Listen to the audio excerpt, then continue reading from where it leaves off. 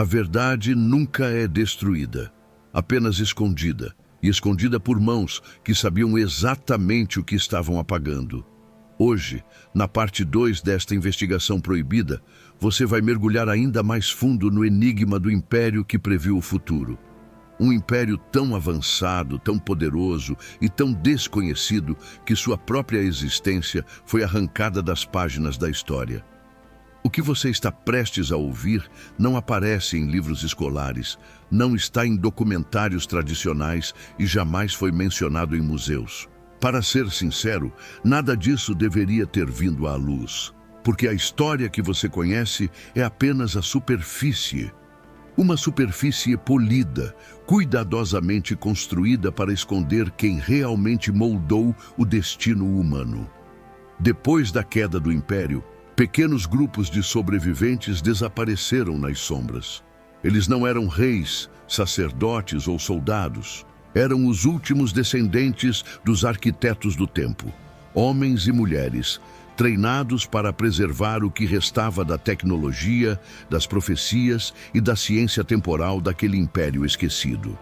Esses sobreviventes formaram uma sociedade secreta que, ao longo dos séculos, seria conhecida como a Ordem Espectral.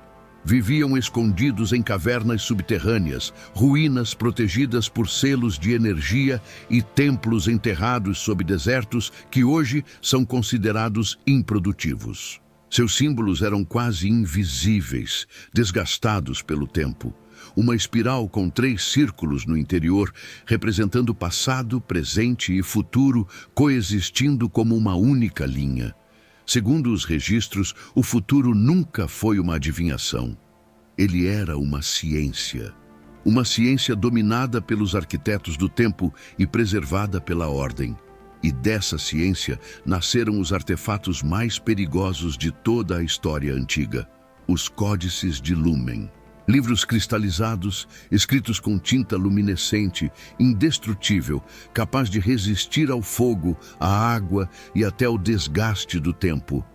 Dentro desses códices havia previsões que só fariam sentido milênios depois.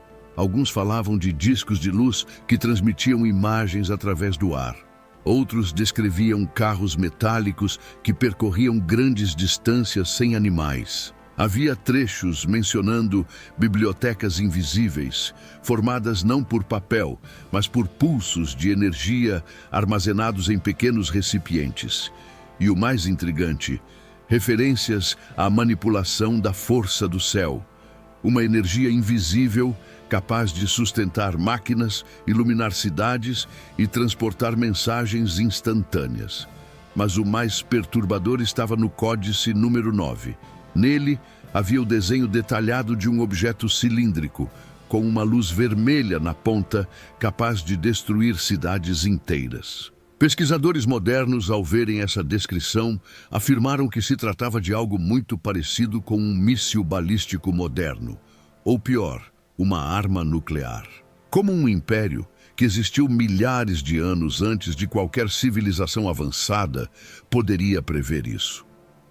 As respostas começaram a surgir durante uma expedição clandestina feita por pesquisadores independentes que encontraram rastros da Ordem Espectral em um lugar onde nenhuma civilização antiga deveria ter existido, o extremo norte da Sibéria.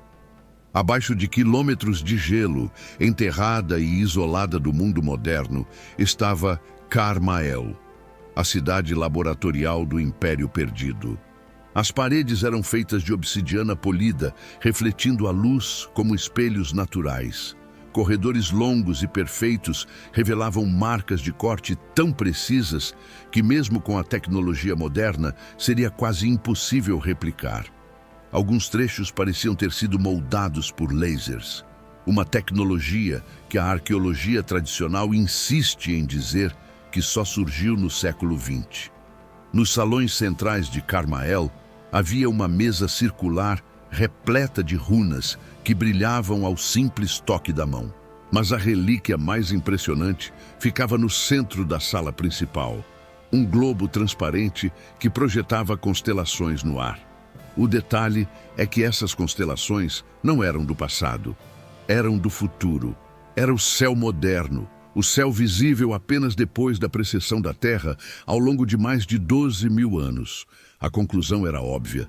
Eles sabiam exatamente como o céu seria hoje. Na base desse globo havia inscrições em uma língua antiga que mencionavam a Era de Ferro Celeste. Os pesquisadores ficaram paralisados ao interpretar o significado. Era uma referência ao nosso tempo, a era dos satélites, dos foguetes e da comunicação invisível. Uma das frases dizia: "Quando as lanças de fogo atravessarem o céu e a luz de ferro envolver o planeta, saberão que o ciclo final foi iniciado." Lanças de fogo no céu, satélites, foguetes, mísseis, luz de ferro envolvendo o planeta, a nossa rede de satélites orbitais, cercando a Terra como uma malha metálica. Eles previram nossa era com precisão. Mas entender como esse império desapareceu exige compreender quem eles eram e o que enfrentaram. Porque o império não era apenas tecnológico, era espiritual, era mental, era energético. Eles acreditavam que a mente humana tinha a capacidade de acessar diferentes linhas temporais. Para eles, o tempo não era uma linha reta, mas um campo vivo. E quando alguém acessava o futuro ou o passado, manipulava esse campo. Porém, cada manipulação gerava instabilidade. Eles chamaram esse fenômeno de a quebra.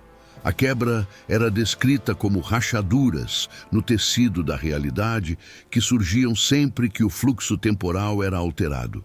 Pequenas quebras eram imperceptíveis e rapidamente corrigidas naturalmente. Mas ao longo do auge do Império, os arquitetos do tempo começaram a manipular o futuro com frequência, tentando impedir catástrofes, conflitos e mudanças drásticas. E quanto mais interferiam, mais o tecido temporal se desgastava. Até que, segundo os códices, eles tentaram impedir um evento futuro tão devastador que arruinaria não apenas o Império, mas toda a humanidade. A manipulação foi tão intensa que causou uma ruptura irreversível. O Império colapsou, estruturas caíram, a energia temporal se desestabilizou e o conhecimento, antes tão abundante, se fragmentou em milhares de pedaços. A ordem fugiu e o mundo esqueceu. Mas os códices deixaram avisos específicos. Eles mencionavam 4 sinais que marcariam a chegada da fase final do grande ciclo profético. O primeiro era a Era da Luz Metálica. Drones, satélites, máquinas brilhando nos céus. O segundo sinal era a Era das Cidades de Vidro. Arranha-céus espelhados, estruturas imensas elevadas ao céu. O terceiro sinal era a Era das Palavras Instantâneas. Comunicação global imediata, sem papel, sem mensageiros. Esses 3 sinais já aconteceram. Todos. E agora entramos no quarto sinal, a voz do eco. A era em que máquinas e humanos compartilham uma mesma rede de consciência. O início da fusão entre biologia e tecnologia, entre pensamento e algoritmo. Segundo os códices, quando a voz do eco surgisse, a humanidade teria 2 escolhas: repetir os erros do Império Antigo e colapsar, ou finalmente compreender as mensagens deixadas como advertência. Nos últimos anos, pesquisadores independentes receberam documentos vazados, fotografias feitas dentro de cofres privados, contendo páginas inteiras dos códices de Lumen.